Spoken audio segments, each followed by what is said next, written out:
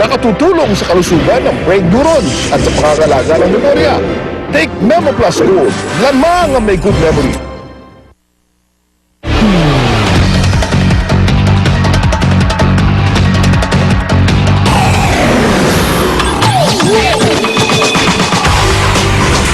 Nagbabalik ang unang balita, mga igan. Dodi Peñalosa Jr. wagi via technical knockout kontra sa katunggaling Thai boxer.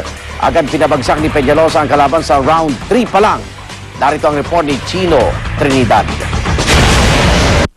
Kaliwete si Dodi Boy Jr. Kahit hindi man kabisado ni Dodi Boy Peñalosa Jr. ang fighting style ng kanyang unang foreign opponent, inatakin agad niya si Kong Kiatprat sa gym sa unang round. Yun lang. Mas marami sa mga ibinato ni Dodi Jr. di tumama dahil na rin may halong gigil ang kanyang mga sundok. Ngunit bago magtapos ang unang round, isang body shot ang tumama sa kaliwang tagiliran ng Thailander. Nagmamadali. Yung katawan. At trademark naman of the Peñalosa. So, tama itong ginagawa. Sa ikalawang round, walang ginawa ang bisita ni Peñalosa kundi ang maghanap ng paraan para maiwasan ang madidiing atake ng kalaban. Talagang gigil na gigil si Dodi Pence na ibagsak yung kaliwa and knock this guy out in front of him. Maraming Pinoy ang tumutok sa laban ng ating kababayang Cebuano. Sa ikatlong round, dinala sa corner ni Dodi Jr. ang Thai boxer at pinasadahan ng right hook sa tagiliran para sa unang knockdown ng laban. Pero sa katawan, grabe yung body shots. Oh. Ayun na. Bumagsak.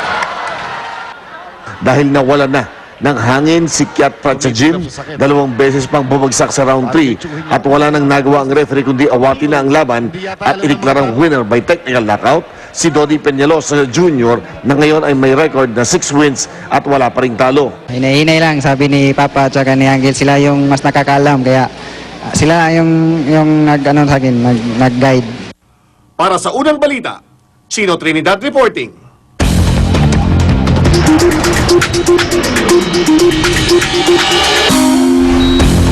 Kampanyang humihikayat sa mga Pinoy na kumain ng gulay at isantabi muna ang karne tuwing Lunes inilunsad. Tinatawag na lunti ang Lunes. Nakakabuti raw ito para sa kalusugan at menos gastos pa. Narito ang report ni PR Kanghel. 20 taon ng vegetarian si Nona Andaya Castillo. Malaki raw ang naitulong sa kanya ng pagkain ng gulay mula nang tapuan ng sunod-sunod na sakit. Siyempre, sa umpisa, mahirap. Kaya lang sabi namin, mas madali ito kaysa sa hindi ma-ospital. Ang kwento ni Nona, isa sa mga naging inspirasyon ni Dr. Custer Jocaris, isang neuroscientist, para hikayatin ng mga Pilipinong kumain ng mas maraming gulay. Kamakailan lang, inilunsad niya ang kampanyang Lunti ang Lunes. Dito hinihikayat ang mga Pinoy na isantabi muna ang karne tuwing Lunes at kumain ng mga gulay. Ang kinakain ng Pilipino ay mali. We are only consuming 39 kilograms of vegetables per year.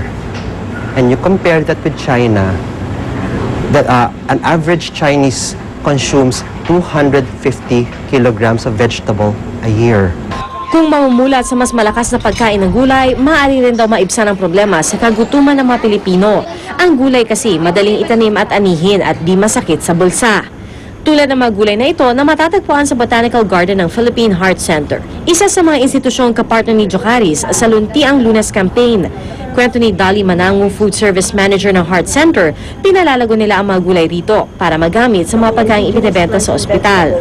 Magtanim ng gulay sa kani-kanyang bakuran because the best food is still the fresh food that you grow yourself right in your own garden.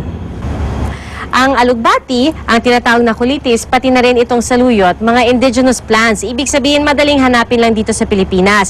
Kaya minumungkahi ng mga eksperto na bukod sa kainin ng mga ito, ay itanim na rin ito sa mga tahanan natin dahil ang kailangan lang naman magandang lupa, sapat na araw, at magandang tubig din syempre para dun sa mga halaman at pinakamahalaga daw, nurturing hands.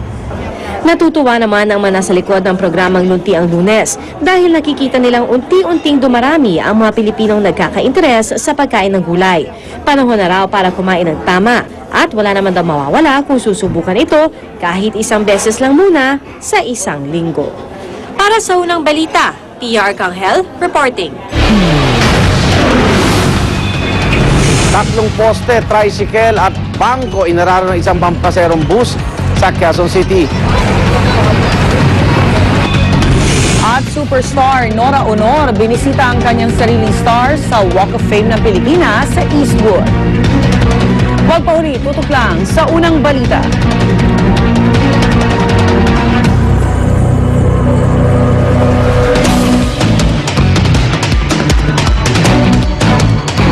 Masarap ang gising tuwing umaga sa unang hirit. Kasama ang CDO Ulam Burger, 14 pesos lang.